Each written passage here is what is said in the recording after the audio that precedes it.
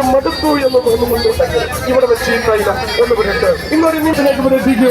ഈ തൈലം പുരട്ടുമ്പോഴും നമ്മൾ പുരട്ടി വെച്ച് ഒരു അരമണിക്കൂർ കഴിഞ്ഞു, അല്ലെങ്കിൽ ഒരു 20 മിനിറ്റ് കഴിഞ്ഞു കൈ കൊണ്ട് നന്നായി തിരുമ്മി ചൂട് പിടിപ്പിക്കുക. എത്ര കഠിനമായ വേദനകളെയും പരിപൂർണമായിട്ട് മാറ്റാൻ കഴിവുള്ള മരുന്നാണ്.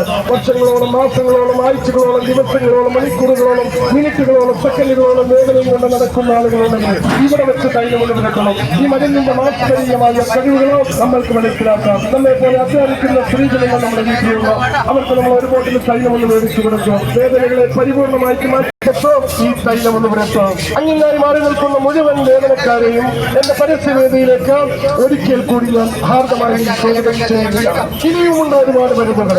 അത് ഏതൊക്കെയാണ്?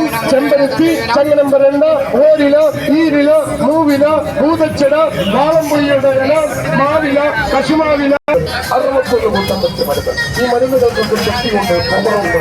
ഇതൊന്നും ഞാൻ നട്ടുപിടിപ്പിച്ചിട്ടില്ല. ഇത് പ്രകൃതിയിലുള്ള മരുന്നുകളാണ്. ഈ മരുന്നുകൾ ഇരിക്കേണ്ട